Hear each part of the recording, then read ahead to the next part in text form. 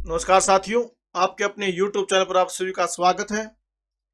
आज के current affair की महत्वपूर्ण सीरीज को आगे बढ़ाते वीडियो शुरू करते हैं।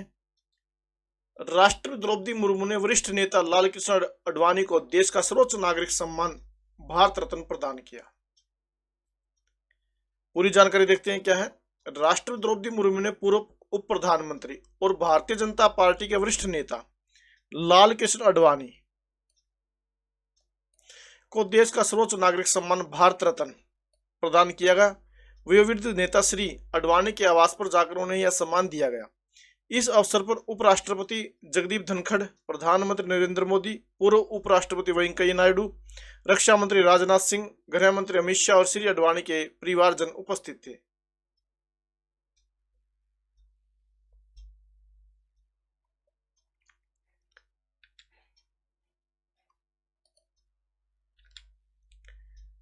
सोमालिया के संविधान में हुए ऐतिहासिक बदलाव।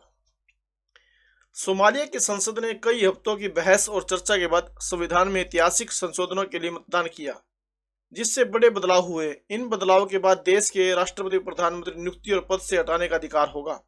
यह परिवर्तन दो शीर्ष शक्ति केंद्रों के बीच अधिकारों के बंटवारे के बीच जुड़े विवाद के कारण आया।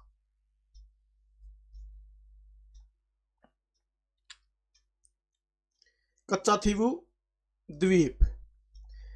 प्रधानमंत्री नरेंद्र मोदी ने 1974 में कच्चाथीवू द्वीप श्रीलंका को सौंप दिए जाने पर कांग्रेस की आलोचना की है। उन्होंने कहा कि कांग्रेस की 75 वर्षों की कार्यप्रणाली देश की एकता, अखंडता और राष्ट्र हित को कमजोर करने के लिए इस निर्जन द्वीप पर मत्स्य पालन का अधिकार और संप्रभुता को लेकर यह भारत और श्रीलंका के बीच लंबे समय से विवाद का मुद्दा रहा है। कच्चाथीवू भारत और श्रीलंका के बीच पाक जल संधि में 285 एकड़ में विस्तृत एक निर्जन स्थान है, जो भारत के रामेश्वरम में से लगभग 14 समुद्री मील की दूरी पर स्थित एक द्वीप है। वर्ष 1974 में भारत की प्रधानमंत्री इंदिरा गांधी और श्रीलंका की श्रीमा आर डी भंडार नायके ने एक समझौते पर हस्ताक्षर किए, जिससे कच्चाथीवू को श्रीलंका क्षेत्र के हिस्से के रूप में मान्यता दी गई। समझौते के परिणाम स्वरूप इस क्षेत्र के स्वायत्तों में परिवर्तन हुआ। समझौते ने भारतीय मछुआरों को द्वीप के आसपास मछली पकड़ने, वहां अपने जाल सुखाने की अनुमति के साथ साथ भारतीय तीर्थयात्रियों को द्वीप पर स्थित कैथोलिक तीर्थ की यात्रा करने की अनुमति दी।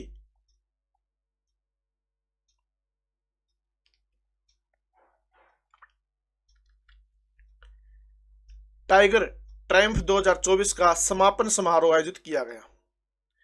भारत और अमेरिका के बीच द्विपक्षीय त्रिसेवा मानवीय सहायता और आपदा राहत अभ्यास टाइगर ट्रायम्फ 2024 का समापन समारोह 30 मार्च 2024 को संपन्न हुआ। कब हुआ? 30 मार्च 2024 को। इसका आयोजन अमेरिकी नौसेना के सैन एंटोनियो श्रेणी की परिवहन गोदी समरसेट पर आयोजित किया गया।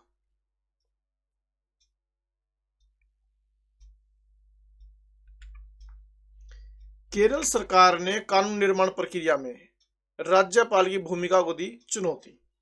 केरल सरकार ने हाल ही में सर्वोच्च न्यायालय का दरवाजा खटखटाया, जिसमें राष्ट्रपति द्रौपदी मुर्मू द्वारा राज्य द्वारा पारित 4 विधेयकों को बिना कोई कारण बताए मंजूरी न देने तथा राज्यपाल आरिफ मोहम्मद खान द्वारा राष्ट्रपति को भेजे जाने से पहले 7 विधेयकों को मंजूरी न देने पर चिंता जताई गई।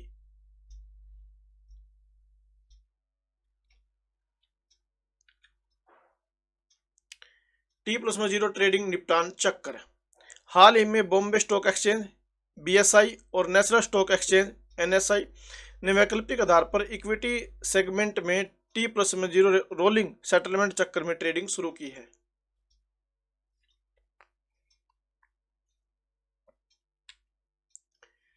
मल्टीपल मायलोमा जागरूकता माह।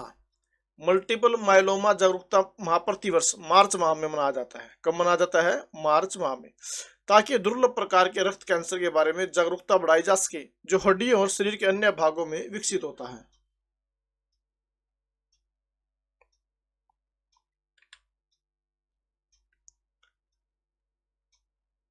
Xiaomi S7 के साथ इलेक्ट्रिक वाहन बाजार में प्रवेश किया। चीनी कंपनी Xiaomi ने बीजिंग में अपना पहला इलेक्ट्रिक वाहन SU7 लॉन्च किया है। अपने किफायती स्मार्टफोन और घरेलू उपकरणों के लिए मशहूर यह कंपनी अब चीन में कड़ी प्रतिस्पर्धा वाले इलेक्ट्रिक वाहन EV क्षेत्र में प्रवेश कर रही है, जो दुनिया का सबसे बड़ा कार बाजार है।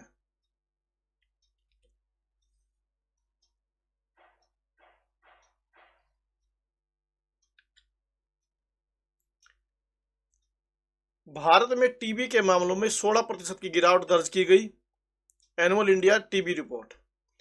एनुअल इंडिया टीबी रिपोर्ट के अनुसार भारत में 2015 से 2022 तक तपेदिक टीबी की घटनाओं में 16% की गिरावट देखी गई है, जो वैश्विक गिरावट 9% से अधिक है।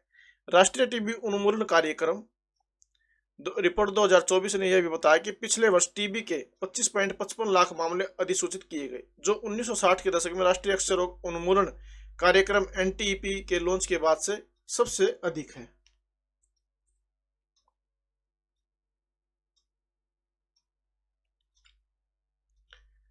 कोटक महिंद्रा बैंक ने सोनाटा फाइनेंस का अधिग्रहण किया। तो कोटक महिंद्रा बैंक ने किसका अधिग्रहण किया? सोनाटा फाइनेंस का। कोटक महिंद्रा बैंक ने सोनाटा फाइनेंस का अधिग्रहण कर लिया है। कोटक महिंद्रा बैंक ने सोनाटा फाइनेंस की 100% हिस्सेदारी खरीद ली है।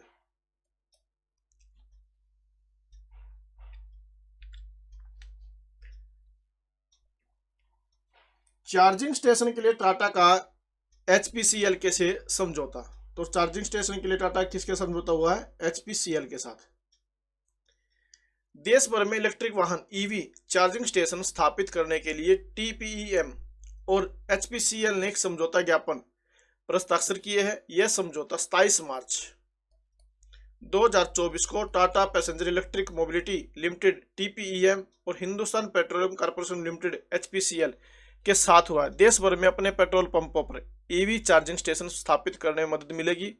पहले चरण में इस वर्ष दिसंबर तक HPCL पंपों पर 5000 चार्जर लगाने का लक्ष्य है।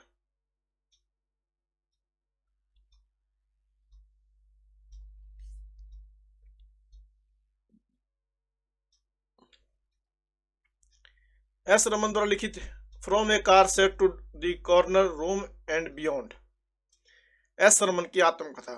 तो क्या नाम है? From a car shed to the corner room and beyond. SBI में एक क्लर्क से लेकर कैनरा बैंक के अध्यक्ष और प्रबंध निदेशक और सेबी के पूर्णकालिक सदस्य बनने तक की उनकी उल्लेखनीय यात्रा का प्रथम व्यक्ति विवरण प्रस्तुत करती है। यह पुस्तक व्यक्तिगत ईमानदारी, पेशेवर चुनौतियों और वित्तीय दुनिया में प्रणालीगत मुद्दों के बीच जटिल नृत्य की पड़ताल करती है।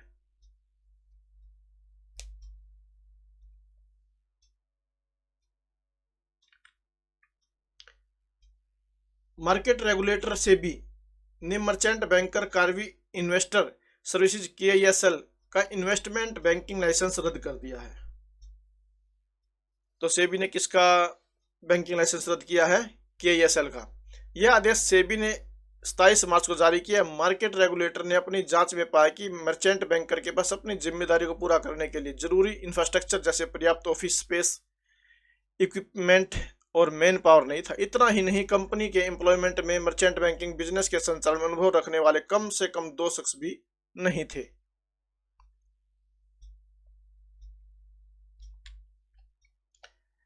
भारतीय टेनिस स्टार रोहन बोपन्ना और उनके ऑस्ट्रेलियाई जोड़ीदार मैथ्यू एबडेन ने मियामी ओपन में पुरुष डबल्स का खिताब जीत लिया है। अनुभवी केनियाई ऑलराउंडर कॉलिंस ओबोयू ने अफ्रीकी खेलों में तीसरे स्थान के प्लेऑफ मैच में युगांडा से केनिया की हार के बाद क्रिकेट से संन्यास की घोषणा की है। तो ये थे आज के करंट अफेयर के महत्वपूर्ण क्वेश्चंस। अगर आपको वीडियो पसंद आए तो प्लीज वीडियो को लाइक जरूर करें, अधिक से अधिक शेयर करें और चैनल सब्सक्राइब जरूर करें। Thank you very much.